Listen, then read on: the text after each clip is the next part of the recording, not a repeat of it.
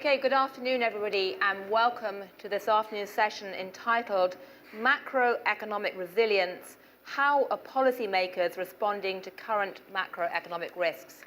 My name's Gillian Tett. I'm the US Managing Editor of the Financial Times in America, and I'm delighted to be involved in this panel today discussing this very, very key theme. I should say that one of the goals of the World Economic Forum is to promote inclusive democratic engagement. So I think we have this today with a layout.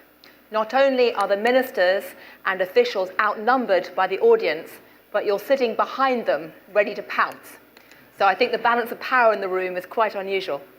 But we're discussing a really very important theme right now, because those of you who read the Financial Times this morning, and I hope you all did, might have seen a story entitled, at the top of our webpage, Emerging Market Capital Outflows Eclipse Financial Crisis Levels. Apparently, there have been bigger net capital outflows over the later 3 quarters than during the 2008-2009 financial crisis. And that reflects a very significant shift in sentiment, not just amongst investors, but also policymakers around the world. I was with Christine Lagarde and Janet Yellen yesterday in Washington, and as Christine Lagarde pointed out quite forcefully to Janet Yellen, there's been quite a rotation of risks in the world global economy, away from regulated banks to non-regulated, away from the developed world to the emerging market world. That at least is the IMF's view. She wasn't talking specifically about Latin America, but many Latin American countries are being looked at increasingly cynically by international investors, not just because of concerns about what a change in Federal Reserve monetary policy would mean, not just because of the shift in the commodities climate, not just because of the slowdown in China, although that's certainly very important, but also because of big questions about whether the significant institutional reforms that happened a decade or two ago are slowing down. So the question is, has the remarkable renaissance we've seen run out of steam, or are you collectively going to be able to convince everyone sitting around you that actually Latin America is on track and can weather what's going to happen over the next year? So we have a terrific group of people to talk about this. On my immediate left, we've got Eric Parado, who's Superintendent of Banks and Financial Institutions of Chile. Next to him, a man who needs no introduction to this crowd, Luis Videgaray, Minister of Finance and Public Credit of Mexico. Opposite me, again, a man who doesn't need much interruption to this group, is Ricardo Vilela Marino, Executive Vice President of Itaú Unibanco, Brazil, the region's largest bank. Over here, we have Mauricio Cardenas, who is Minister of Finance and Public Credit of Colombia. And on my immediate right is Ernesto Talvi, Academic Director, Center for the Study of Economic and Social Affairs in Uruguay. So a mixture of ministers and commentators and a banker. So I'd like perhaps to start by asking Minister Videgaray, what can you tell international investors today who are concerned about whether Mexico is in a good position to weather future capital markets turbulence? Certainly the current environment, Gillian, thank you very much for hosting this panel in this nice and new format, and welcome to all to Mexico. Certainly the international environment is challenging, and it's going to challenge the resilience, the macroeconomic resilience of emerging markets all across the globe. We have sluggish growth, falling commodity prices. Of course, for Mexico, the price of crude oil is very important. And then we have shifts almost of tectonic proportion in monetary policy, where you see the monetary policies of Europe and Japan going in one way, and US monetary policy will go in a very different way. This is all creating shifts in capital allocation around the world. And this is creating already volatility, and it's already testing the macroeconomic resiliency of all developing economies, all emerging markets, including Mexico. How are we dealing with this challenge in Mexico? We're basing our strategy in 3 concepts. First of all is liquidity. Second is macroeconomic fundamentals, sound fundamentals. And third, structural reforms. Why is liquidity so important? In times of stress, particularly currency markets, can produce sharp movements, not without order and really reflecting the fundamentals of the market. So our main priority in the market for the Mexican peso is to make sure that the market works well, orderly, and with enough liquidity. We are not fixing the exchange rate. Mexico has a history of over 20 years with free-floating exchange rate. We believe it's much better that the market makes this happen. But our role as policymakers is to provide liquidity. We do that by having a substantial amount of foreign exchange reserves, over 195 billion US dollars. And then on top of that, we have a flexible credit line with the IMF that was renewed just at the end of last year for another 70 billion US dollars. So we have substantial reserves, not for fixing the exchange rate or protecting a particular level, but for making sure that we have enough liquidity and the markets work well. Second is fundamentals. So just stop there. So you're basically saying that you stand ready to intervene in the foreign exchange markets if there is a wild burst of volatility again, if the peso starts weakening dramatically. If there is a lack of liquidity, we are not stepping in to defend or to set a particular level. That is for the market to define. But we have intervened in the past. We set up a mechanism in January, in December. Now back in March, we did again. And we will continue to provide liquidity in order for the market to work properly. That's the first part. The second part of the three-part strategy is sound fundamentals, sound macroeconomic fundamentals, credible monetary policy, a sound banking system, and particularly a credible path for fiscal policy, making sure that our fiscal deficit remains on track, on a credible path, and that we stabilize our debt to GDP ratio. We are, as an oil-producing country that has a significant part of our public revenues depending on oil, we have cut our budgets earlier this year in January. We announced a 0.7% cut in the budget. And we are working on already in the budget for next year that will also reflect the needs of having tighter expenditures. And third is the structural reforms. In a world where capital is going somewhere else, we need to present a case that that we continue to be an interesting investment spot. And there is no other way, there's no substitute for structural reforms. And I think Mexico has a very strong case about structural reforms happening and becoming a reality. Well, I'm going to come back and talk about structural reforms in a bit, together with questions about the rule of law and the level of credibility of the judicial system later on. But I want to ask Minister Cardenas, when you look at the macroeconomic climate today in the markets, I mean, we've had people from the IMF warning about not just another taper tantrum, but possibly a super taper tantrum coming. What are you doing to prepare for any taper tantrum, and how concerned are you? Well, thanks, Jillian. It's a pleasure to be here, and happy to see Minister Videgaray, who's been a long friend, and to be in your country, and to all the members of the panel.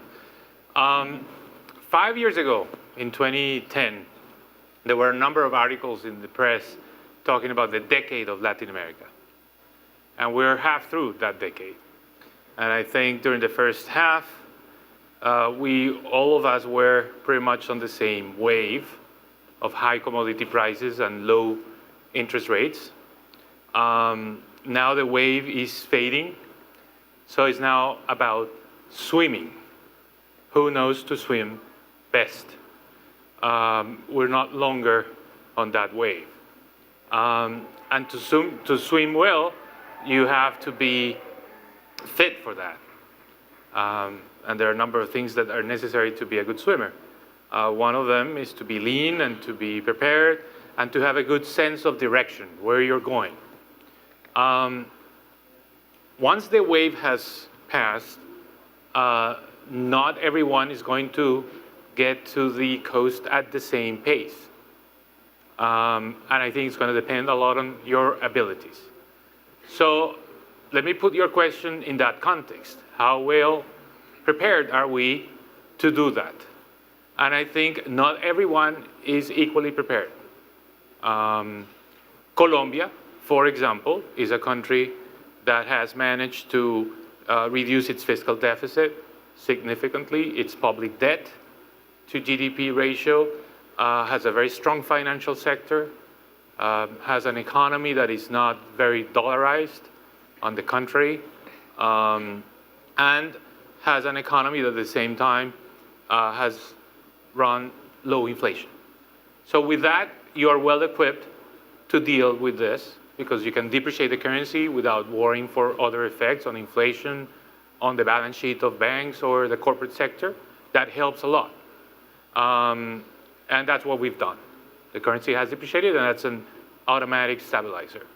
Are we concerned about increases in interest rates in the United States and super taper tantrum? Taper tantrum? No, we're not. And the reason is that I think markets are discriminating. Markets understand what the fundamentals are. And markets are going to be looking at the sources of growth of the different economies. And one key aspect here is domestic demand. And in Colombia, we understood that high commodity prices and low interest rates were temporary. We always considered that as a temporary force. And we began preparing for the times like now when those forces were going to be receding, encouraging more domestic investment in infrastructure, in housing, expanding the size of the middle class. So I thought those are the engines that are going to allow us to keep our cruising speed.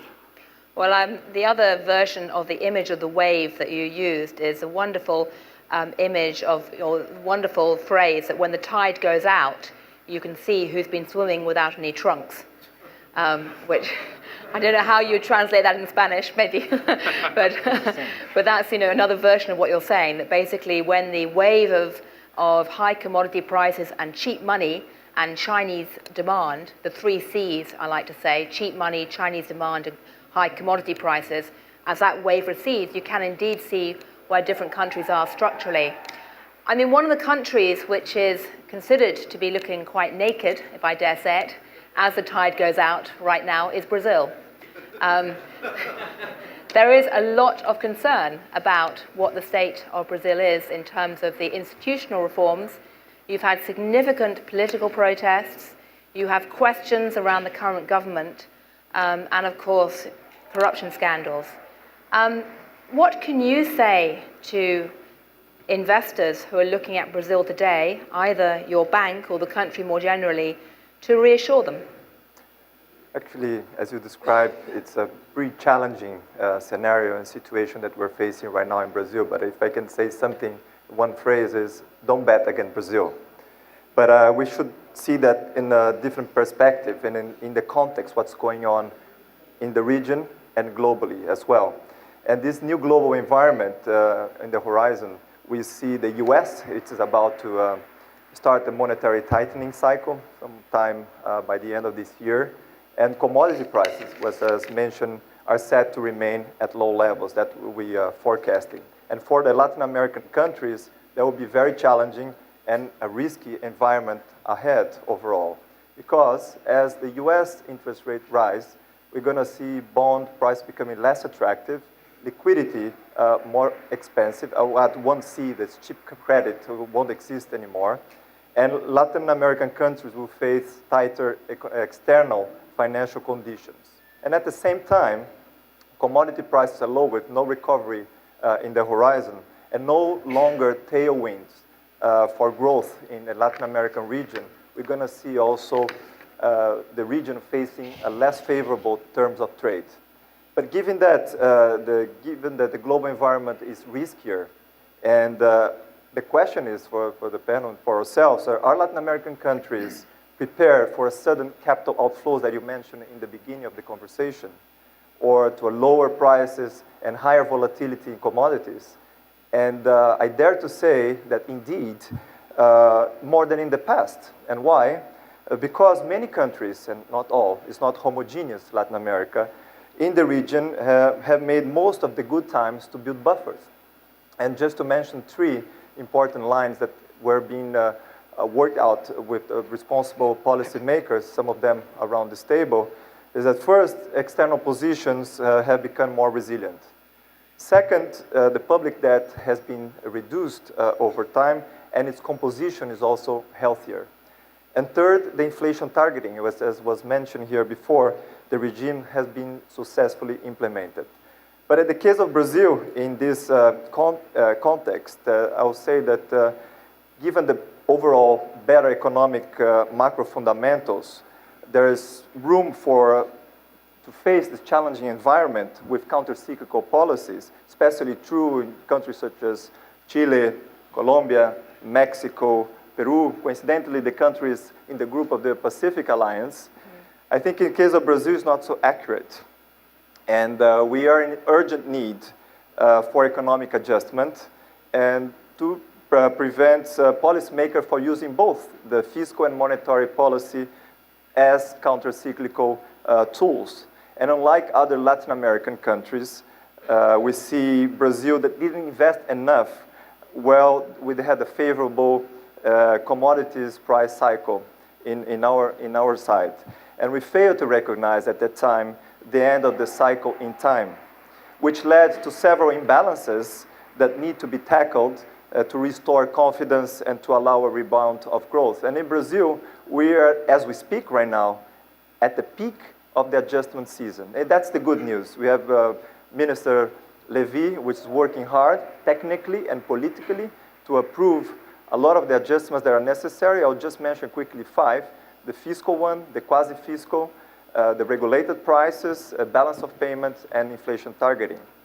On the fiscal, as you know, it compromised the fiscal primary surplus that we need to reach the target and move from minus 0.6% to the target of 1.2%. We won't believe our economies will reach this 1.2, but will be closer to 0.8, which is homework done.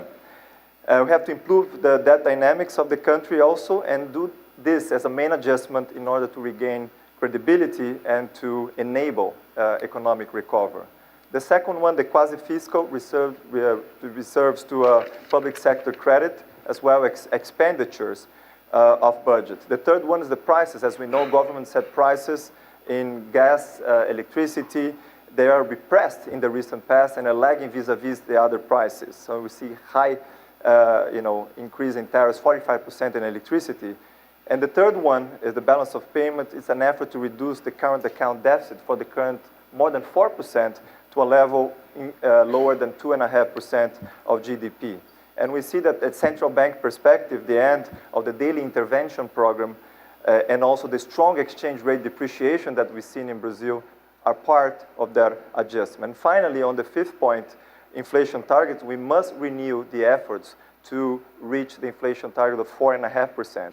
Nowadays, this year, as we forecast, we're going to end with inflation over 8%. So very challenging, all the adjustments, but necessary, and little by little, we're gaining confidence to go through the deep levels of this cycle, because at the end of the day, we cannot lower the guard, otherwise we're going to be caught naked when the tide goes down. Well, it's certainly a radically different position to the situation 5 years ago when the Brazilian finance minister was talking about currency wars. But I mean, one of the questions that is particularly concerning people in Washington, many investors, is institutional reform or institutional change, and whether that's run out of steam or not. I'm looking at Eric Parado to ask, really, in terms of the banking sector, I mean, Chile in many ways was widely admired for the reforms you did introduce in previous years in the financial sector. Do you think that the pace of institutional reform is slowing down, not just in Chile, but elsewhere? No, I don't think so. But let's try to put this in context, given that we are in Playa del Carmen. I would say the sunny days are over in Latin America in some way. And some countries did the homework and some countries didn't. That meaning that the sunny days includes all the aspects related to high commodity prices, cheap money, huge liquidity, and some countries took advantage of that. Some countries bought hats, coats, umbrellas, and some countries didn't. And that's the main difference between Pacific Alliance countries and other type of countries. And on the financial system, I would say that Chile made a lot of reforms previously, at least on the banking side. But now, this year, we're in the middle of changing the banking law. Because we said it has worked, but we have to make changes to diminish the gap between the international standards and our own standards. When the global crisis hit us, the economy in Chile was really well prepared. I would say, without trying to compete with all other countries, we were the most resilient country in Latin America. Why? I would say because of our economic policy framework with a countercyclical fiscal policy. We save a lot in the sunny days to spend a lot in the rainy days. We have a very countercyclical monetary policy too. During the global crisis, the Central Bank of Chile reduced 800 basis points in one shot, in 1 year, with a flexible exchange rate, which acts as a buffer. Third, high international reserves. And fourth, a very well and strong regulated financial system. So a combination of these 4 legs have implied financial stability. But having said that, we have to continue doing all the economic reforms that countries need. Last year, we passed a huge tax reform. It was over almost 3% of GDP to finance a huge educational reform. But at the same time, we are in the process of changing some laws to have institutional change in the law to improve transparency in political activities, for instance. It has become an issue in Chile, so it's not only talking about economic laws and reforms, but also about institutional reforms that all countries need. And at the end of the day, we want to attract investors, and that's the whole idea of doing these reforms. Right, right. So you are one of the few people out of this group who doesn't have any direct responsibility for running anything. You're commenting at the moment. How credible do you find these arguments? So I hold the key for credibility. Exactly. So you're allowed to speak relatively freely at the moment. So what marks would you give to each of them? If I had to give you an answer in one word, given the countries that are represented in this table, I would say that I find what they are saying very credible. So on your 2 opening questions, is Latin America prepared for a super taper tantrum and lower commodity prices and less than supersonic growth rates in China? The answer is, it depends. We don't have one, but 3 Latin Americas.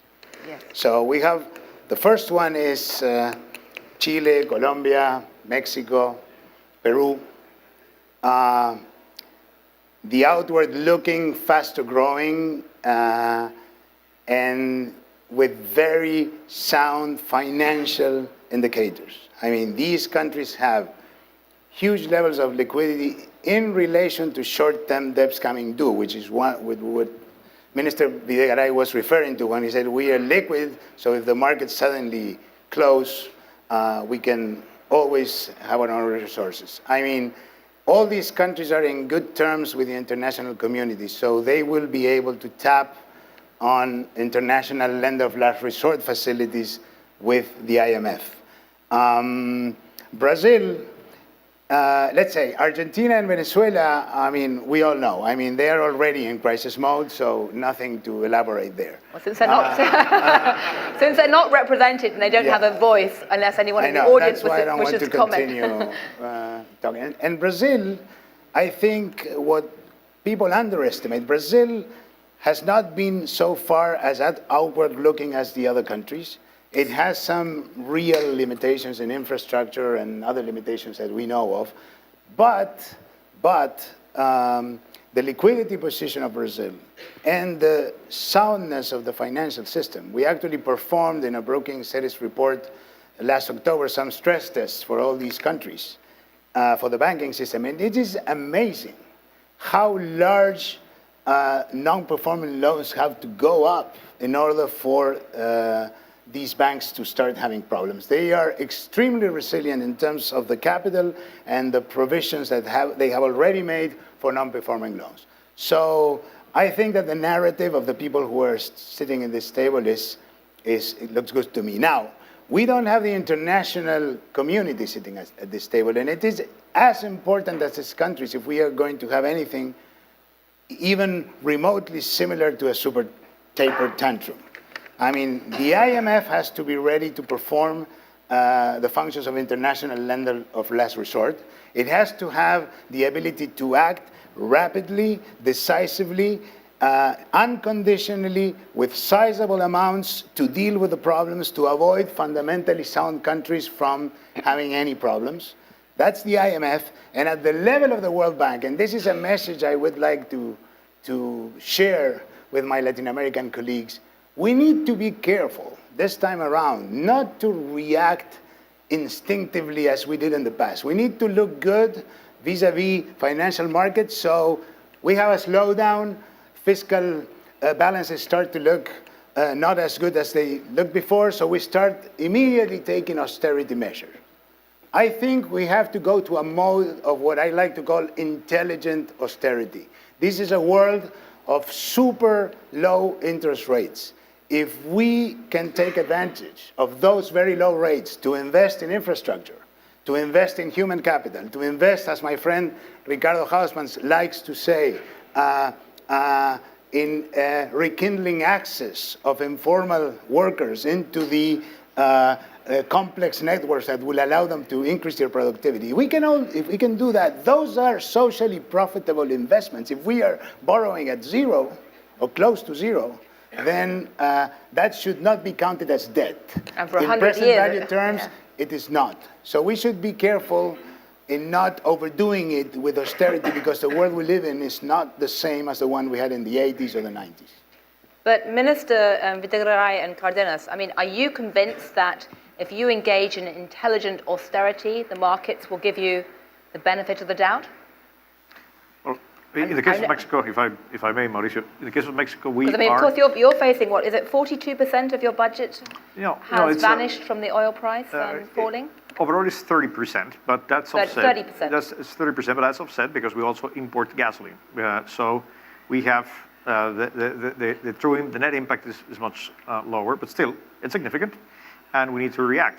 Why we are about our budget cuts, I'd say two things in reacting to Ernesto's comment. First, we are sticking to our budget deficit target.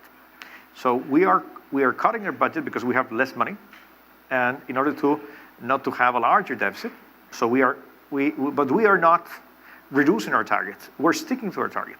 But that means we have to reduce expenditure. But it's also important how we do it. And we have a lot of room to cut current expenditure in things, for instance, payroll expenditure in the first quarter was reduced 2% from the previous year. So if we focus not in reducing things that actually create economic development, such as infrastructure spending or social programs that are truly effective, but we focus on those things that governments can do and should cut because it's not working, then I think it's a good message for the investment community. I just want to say something about the lowering of the waves and losing your trunks. In the case of Mexico, it's also important where we are in the world. And that creates, as Mauricio was saying, once you're not riding the wave, but you're actually swimming, it's important where you are. And Mexico is in a very strong place. We are part of North America, and we are 85% of our exports are manufacturing. Most of our exports go to the US, and that's clearly a different position from other emerging markets. I strongly believe North America, and particularly with the energy reforms happening and the low cost of energy, makes North America can be the fastest growing region for the next 10 years. So you believe that North America is going to be the fastest growing region over the next 10 years? I think that's a bad bet. Right. Well, that certainly will go down well in Washington. what do you think about trying to engage in intelligent austerity? I've never yet heard the World Bank champion intelligent austerity, but what do you think about that? Well, I think it's an interesting concept. I tell my daughters, I say to them, one thing is to be intelligent, another thing is to feel intelligent, but yet another more important thing is what your grades say. So who's grading us and who's basically looking at what we do in terms of austerity? Colombia has a fiscal rule. And the fiscal rule, we have established that for this year, for example, our fiscal deficit, structural, has to be 2.2% of GDP or less. So someone thought that that was intelligent. The fiscal rule, by the way, is well designed so that in a year like this, when you have low commodity prices and we're in a transition, it allows for additional expenditures, the temporary adjustments. So say 0.6% of GDP on top of that. Is that sufficiently intelligent, or should we take advantage of the fact that there is money out there in the world available at a very low cost, and maybe we should run a 3-4% of GDP deficit? I go back to what I say to my daughters. It depends on who's grading us. And the rating agencies are giving us very good ratings. Investors community are giving us very good ratings, essentially because we're sticking to our fiscal rule. Should we relax that? I wouldn't want to test that. I wouldn't like to do that, because I think credibility is a very important part of this game. And sticking to your rule, I think is the best option we have. I wouldn't do it because it could be intelligent from your own point of view. I mean, you could do more things. You could offset some of the declining commodity prices. You could stimulate the economy further. But at the end of the day, it's about who grades you. I can see you're dying to protest. No. I'm not going to protest to my friend Mauricio. I fully understand the position a minister is in, and I would be saying exactly the same if I were in Mauricio's place, but that you don't want to test the limits of credibility. But and the way you are graded is not ingrained in stone. Our role from the public policy research community is to try to change the way people think about how they grade us.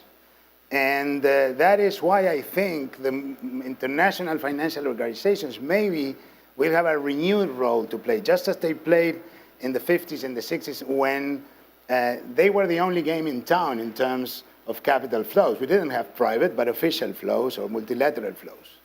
So they can be part of the recycling of these resources into socially productive investments that are being audited, in a sense, by and guaranteed by these multilateral organizations. And maybe if they are not counted as actual deficits, and this is accepted by the community, then your deficit would not change and you would be allowed to do productive, growth-promoting, productivity-enhancing investments.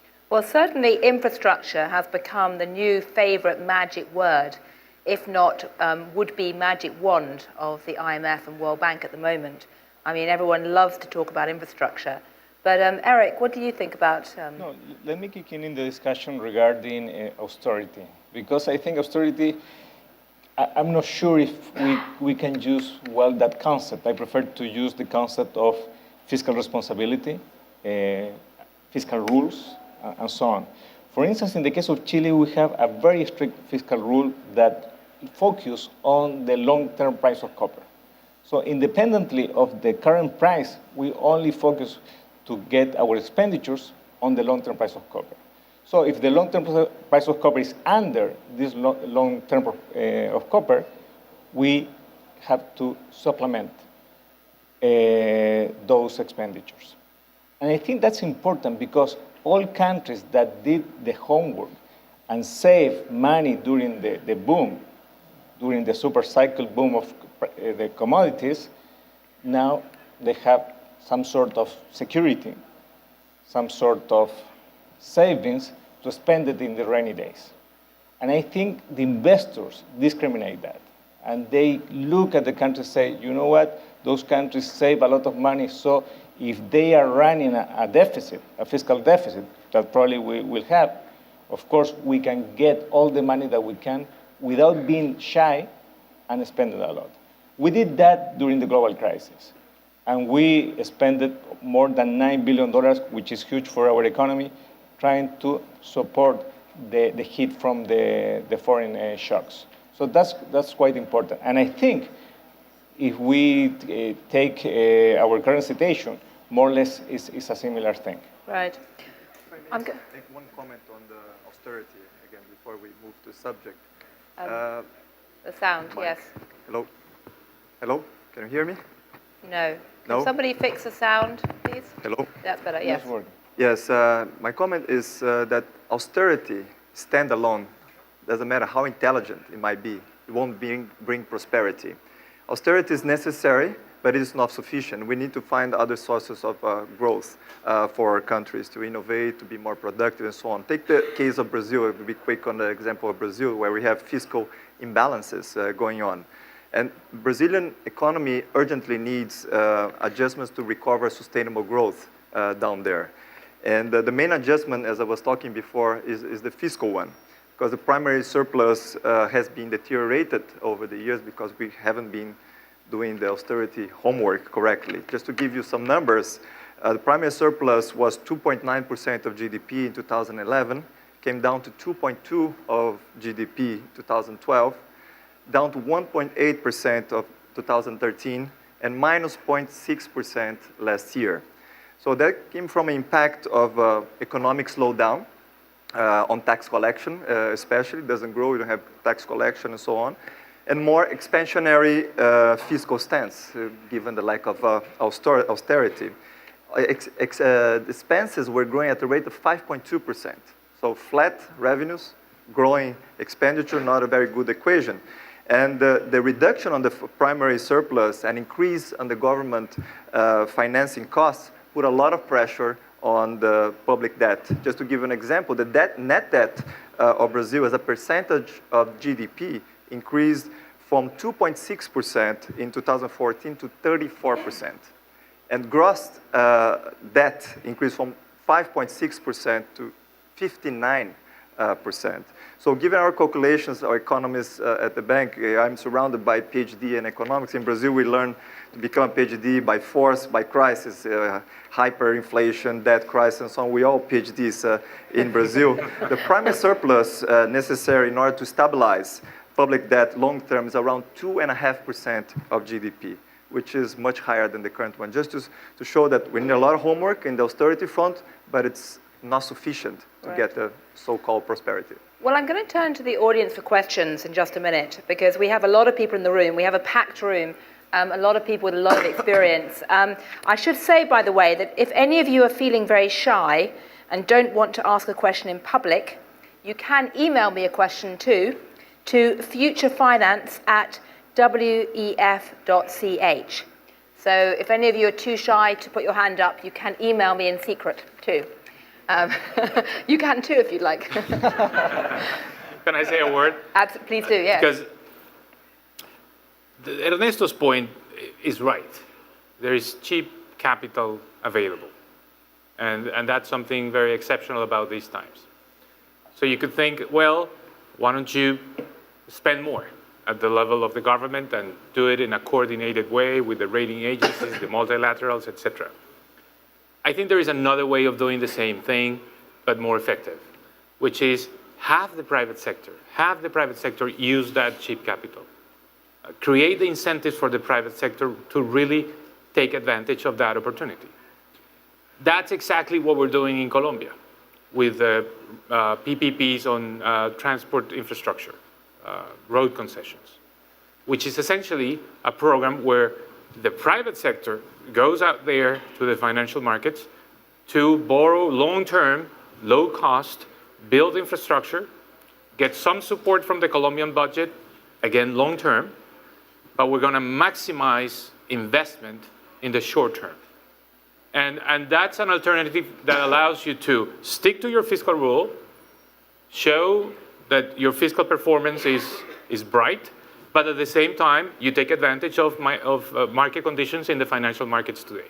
And I think that's perhaps an even more intelligent austerity. Are you convinced? I'd like to put a word on the austerity debate. I was reading a piece by Paul Krugman, he was my professor at MIT, on the context of the UK election about austerity, which is a big topic of debate. And certainly, perhaps the developed world has overdone austerity a bit. And I think Krugman's point goes right through, because the orthodox response to an output gap is not austerity, but to have a more relaxed fiscal and monetary policy. But after I read this long piece, an intelligent piece by Paul Krugman, I thought, well, there's a difference between, a fundamental difference between a country like the UK or an emerging market. What means being an emerging market is that you have to earn the trust of the markets every day. You have to earn, in a world that is, you have the constant risk, and particularly these days, of capital not flowing anymore into your country. You have to earn it. And the only way to earn it at the end of the day is confidence. Building confidence and building trust in that your monetary policy, your fiscal policy will remain on track. And that goes not to the austerity debate, but much more, as Eric was saying, on the fiscal responsibility debate. And I think many of the Latin American countries, certainly the Pacific Alliance, Brazil is doing it as well. We are on track of preserving and strengthening confidence in our fiscal trajectory. I mean, the other problem, of course, is that when you do get other difference between many emerging market countries and some of the developed countries is that when you do impose austerity, you don't just get protest at the ballot box, you can get protest out on the streets. And of course, we're talking about a region with plenty of political volatility. How concerned are you about the current political fragmentations and tensions in Brazil? We're following very closely what's going on socially and politically in the countries. It's a trend that it's not specific from Brazil. It's a trend that you see in other countries in the world where citizens, the civil society is not happy with the prices and service quality of the public goods that they're receiving from government. And that's very natural for a mature democracy, such as Brazil, when you have very solid institutions that guarantee also the going forward of the country.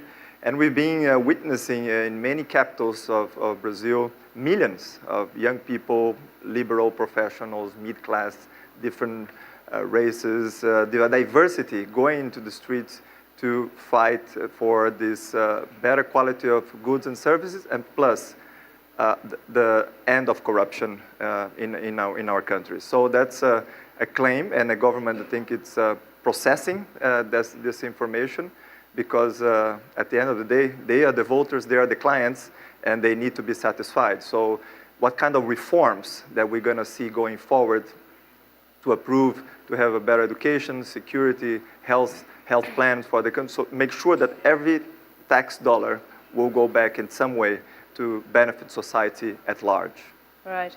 Well, the question of corruption and the judicial credibility of the judiciary is obviously pretty critical right now in terms of investor confidence. But I'm going to turn to the audience for questions. Apparently, you're supposed to send questions, if you do want to send them by social media rather than talk and speak them, to via Twitter. You have to use the hashtag #FutureFinance. That's how you send a question by Twitter, if you would like to. But let me start by asking whether there's anybody who'd like to ask a question in person. I'm sure there'll be plenty. It would be courteous, but not compulsory, to identify yourself.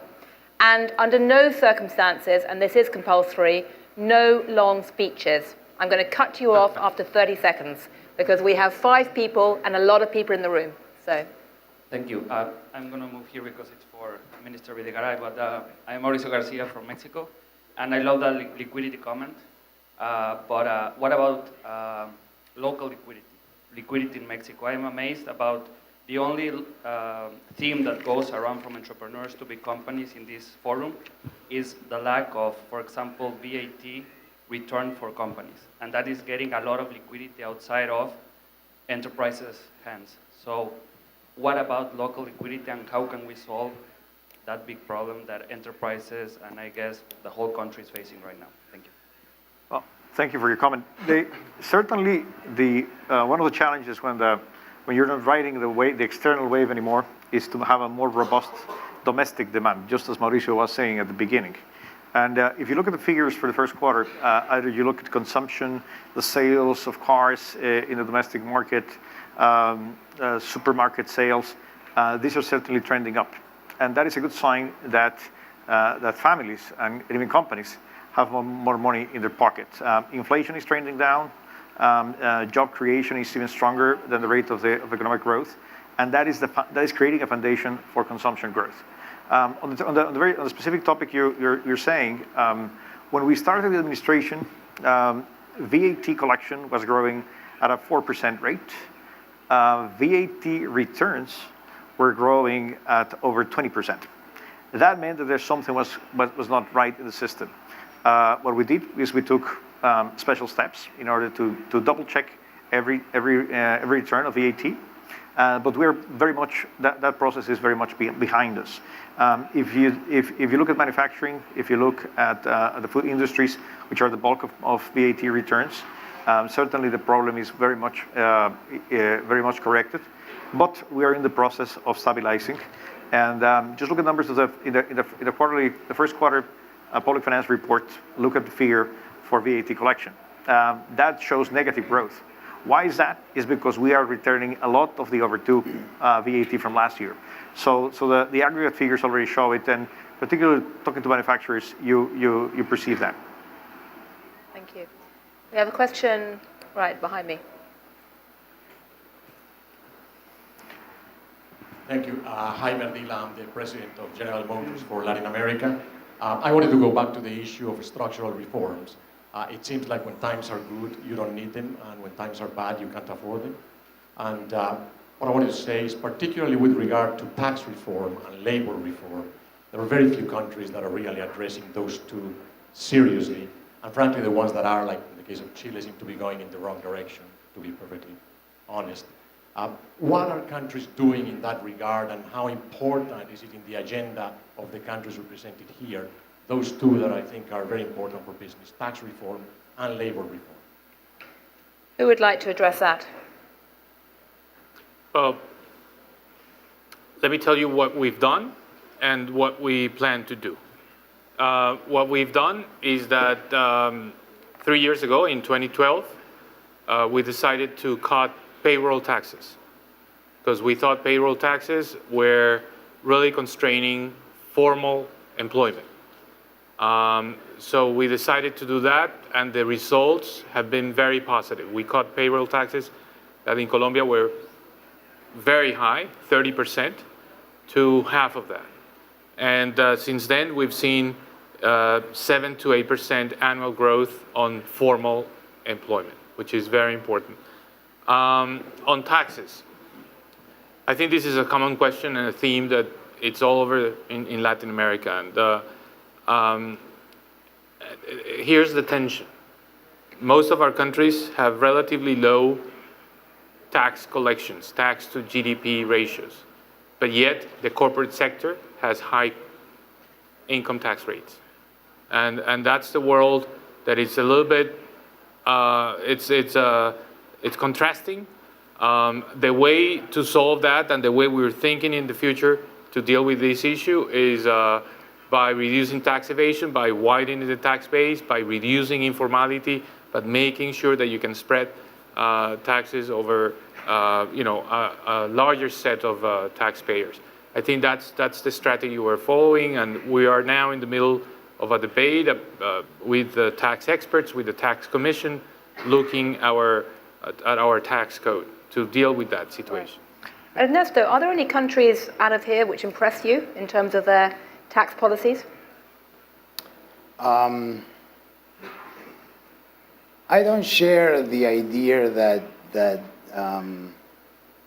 that structural reform, the time for structural reform is never ripe. I mean, I agree that when the external environment is very favorable and you are doing well anyhow, so why get into the political cost of doing very costly structural reforms if you are doing well anyway? When we are in crisis mode, we are basically devoting all our time and resources to repair balance sheets. So we are not in the mode of doing structural reforms. But this, I mean, excluding something exploding somewhere, I mean, here we are running into mediocre times where people lost the sense of a bright future that they had just a few years ago. And that's the reason why we are seeing that malaise among the electorate that's being expressed through spontaneous social protests. I really do think it is these times, just to paraphrase a very famous economist, when the politically impossible becomes politically inevitable.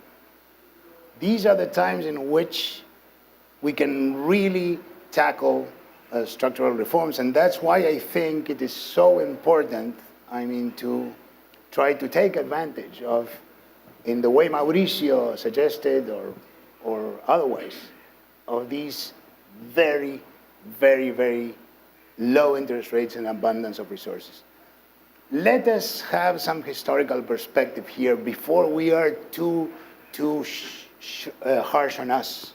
I mean, 35 years ago, 1980, most of the continent had military dictatorships everywhere. Not a single country in the continent, not a single country had single-digit inflation.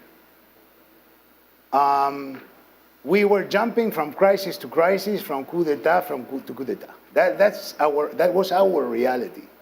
Today, most of the continent, as imperfect as it might be, understands that elections are the only way to choose our leaders. Most of the countries in the continent, except two that I won't mention, have single-digit inflation. 35 years ago, that would have been unimaginable. So why not forward fast 35 years from now and think that maybe these times, these trying times that we are going to confront, are the times in which Latin America will do what it takes to get into definitely the path of inclusive growth. Very shortly. Sounds like you should be employing Ernesto to do your public speaking for you. Actually, that's a very strong insight. But very shortly, the question: do you do structural reforms at what time in the business cycle? When you're up or when you're down? That's a wrong question. You should do reforms at the beginning of the political cycle. Do it if we learn anything in Mexico. Do it immediately after the election, and don't think about the of the business cycle, because reforms are not aggregate demand, short-term tools. These are structural reforms. The effects will come in 5 years, 10 years, 20 years. So forget a little bit about business cycle, act on the political cycle on structural reforms. Right. We have a question over there, yes. I think we have a microphone, do we? Yes. Okay. I think that a question that I would like to hear the panel or give their opinion about is what do they think about the law and the relevance of the rule of law in our countries.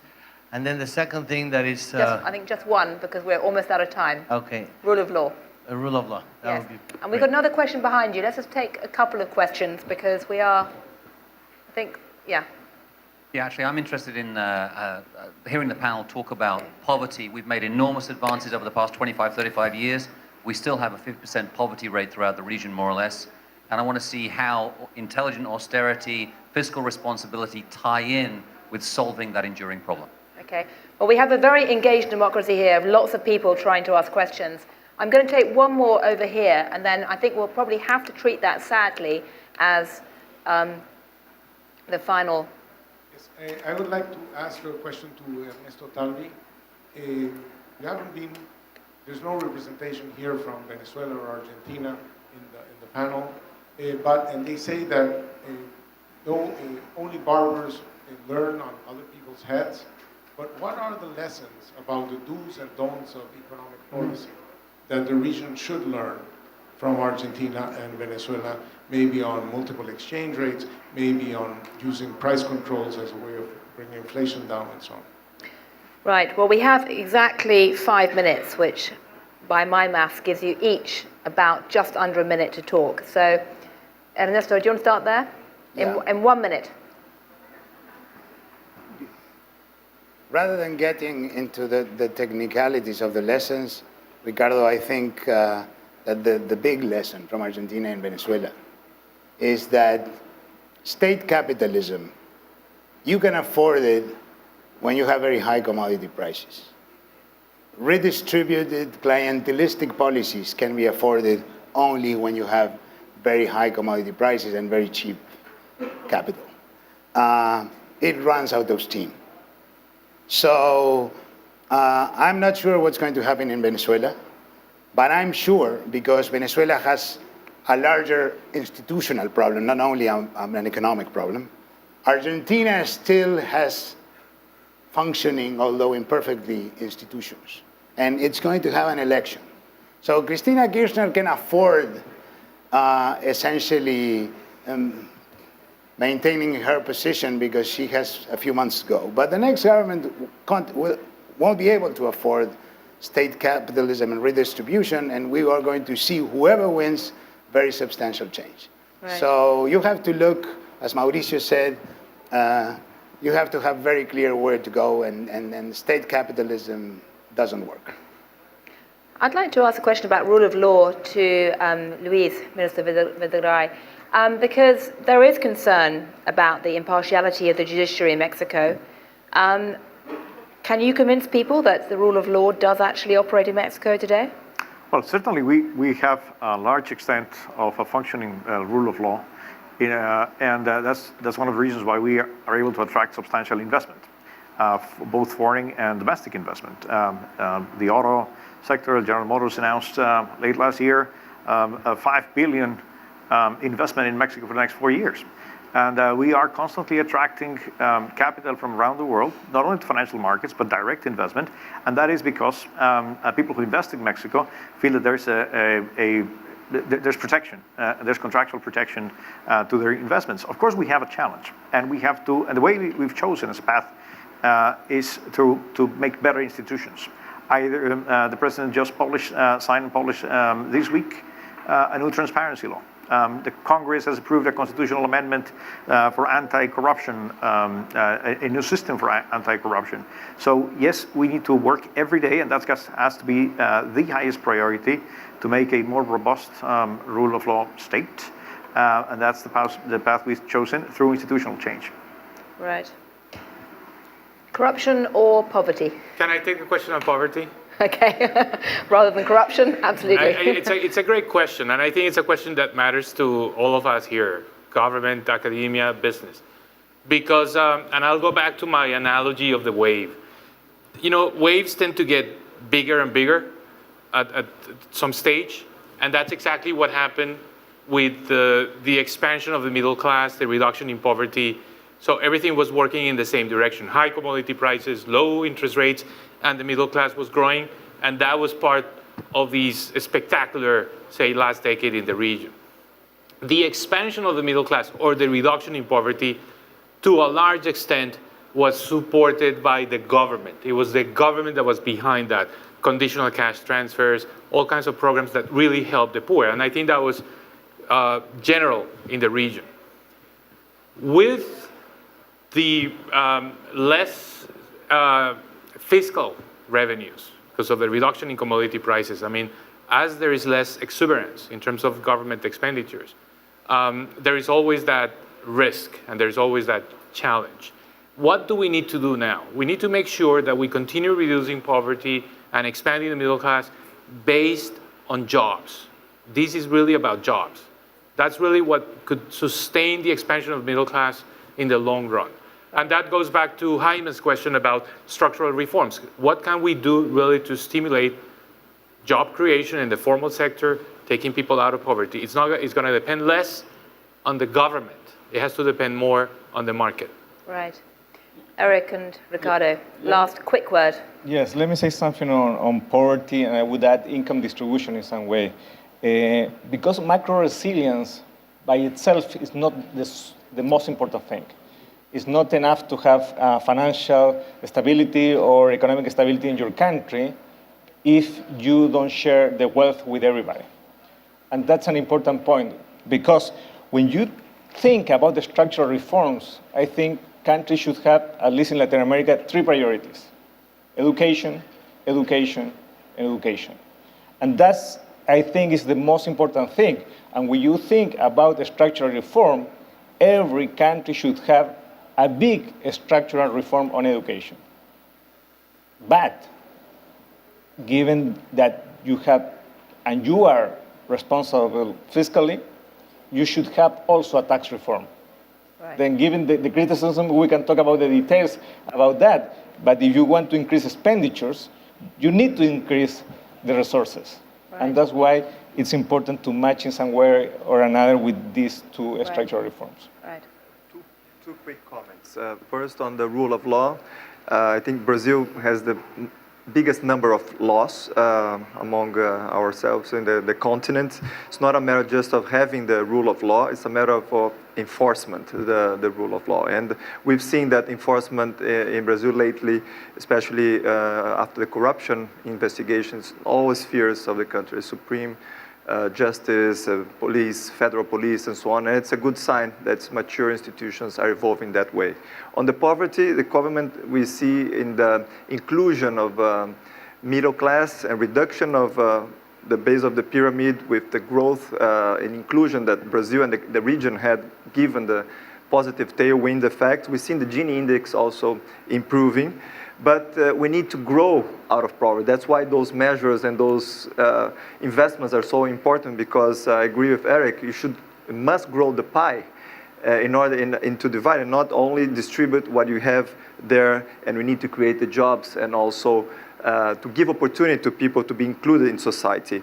Actually, it's not enough to give social subsidies to the poor, having aspiration for them to raise up in the pyramid, or packages that they don't simply work. We must create incentives for people to find work, to get skills, to become entrepreneurs, to innovate, to raise them from poverty. And that's critical to persevere, and at that moment, in order to regain confidence and trust, we should have no tolerance or complacency. Right, well, that seems a positive note on which to end. Thank you for a stimulating discussion. I won't try and summarize those very diverse different themes, other than to say that clearly the tide, the current has changed, whatever analogy you want to use. Swimming is going to be a lot harder over the next year, but best of luck in trying to find a good course, whatever policy clothes you're wearing. So thank you all very much indeed. Thank you.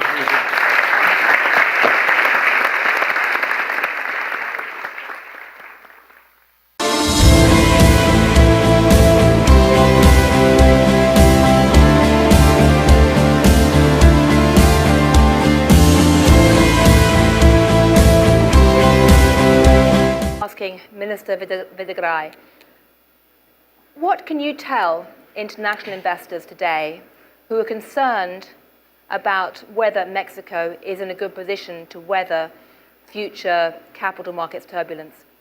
Certainly the current environment, Gillian, thank you very much for hosting this panel in this nice and new format, and welcome to all to Mexico. Certainly the international environment is challenging, and it's going to challenge the resilience, the macroeconomic resilience of emerging markets all across the globe. We have sluggish growth, falling commodity prices. Of course, for Mexico, the price of crude oil is very important.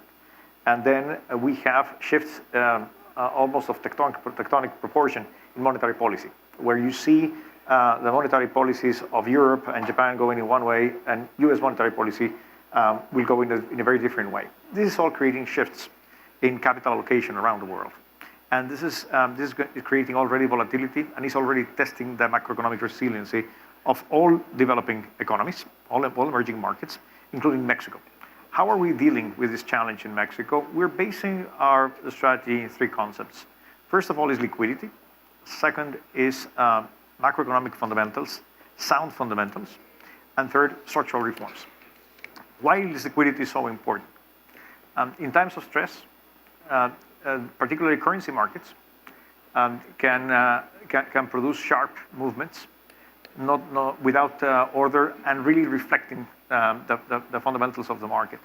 So our main priority in the market for the Mexican peso is to make sure that the market works well, orderly, and with enough liquidity. We are not fixing the exchange rate. Mexico has a history of over 20 years with free-floating exchange rate. We believe it's much better that the market makes this happen. But our role as policymakers is to provide liquidity. We do that by having a substantial amount of foreign exchange reserves, over 195 billion US dollars. And then on top of that, we have a flexible credit line with the IMF that was renewed just at the end of last year for another 70 billion US dollars. So we have substantial reserves, not for fixing the exchange rate or protecting a particular level, but for making sure that we have enough liquidity and the markets work well. Second is... have been bigger net capital outflows over the later 3 quarters than during the 2008-2009 financial crisis. And that reflects a very significant shift in sentiment, not just amongst investors, but also policymakers around the world. I was with Christine Lagarde and Janet Yellen yesterday in Washington. And as Christine Lagarde pointed out, quite forcefully to Janet Yellen, there's been quite a rotation of risks in the world global economy, away from regulated banks to non-regulated, away from the developed world to the emerging market world. That, at least, is the IMF's view. She wasn't talking specifically about Latin America, but many Latin American countries are being looked at increasingly cynically by international investors, not just because of concerns about what a change in Federal Reserve monetary policy would mean, not just because of the commodities, shift in the commodities climate, not just because of the slowdown in China, although that's certainly very important, but also because of big questions about whether the significant institutional reforms that happen.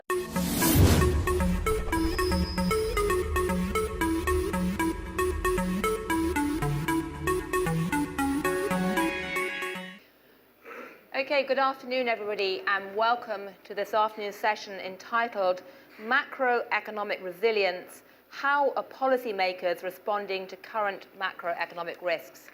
My name's Gillian Tett. I'm the US Managing Editor of the Financial Times in America, and I'm delighted to be involved in this panel today discussing this very, very key theme. I should say that one of the goals of the World Economic Forum is to promote inclusive democratic engagement. So I think we have this today with a layout. Not only are the ministers and officials outnumbered by the audience, but you're sitting behind them ready to pounce. So I think the balance of power in the room is quite unusual. But we're discussing a really very important theme right now, because those of you who read the Financial Times this morning, and I hope you all did, might have seen a story entitled, at the top of our webpage, Emerging Market Capital Outflows Eclipse Financial Crisis Levels. Apparently, a decade or two ago, are slowing down.